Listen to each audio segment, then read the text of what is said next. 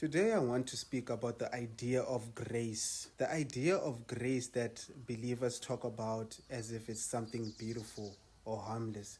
You see, the idea of grace is concerning to me because if you think about it carefully, grace is one of the darkest concepts that were introduced to us or conditioned into our brains from a young age through religion.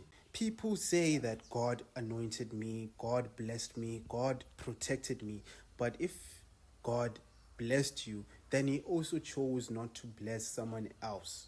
If he protected you, he allowed another child to be born into war, poverty, or abuse, right?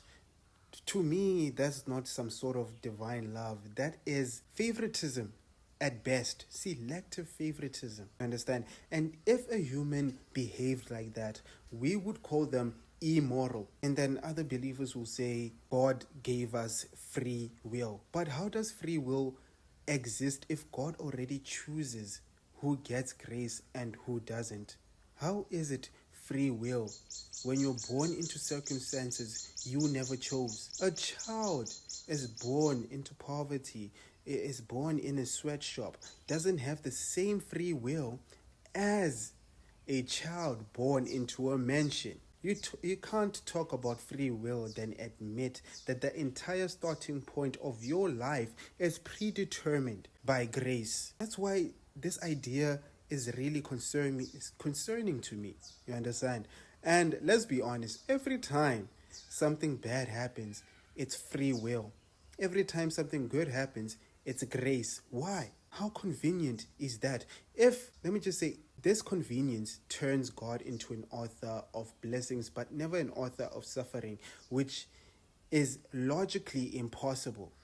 Because if God is all-powerful, omnipotent, then every outcome must be his responsibility, not human free will, not Satan, not coincidence. Believers claim grace is proof of God's love, but if you follow the logic consistently, grace is proof of divine partiality. And this is why I say to be a believer at some level, you have to detach emotionally from the suffering of others. You need to develop some sort of sociopathic characteristics. You need to justify inequality as God's plan. You have to accept that some people are born with opportunities and others with trauma, all because of divine decision making. To me, guys, grace isn't comforting. Grace is a logical fallacy, and free will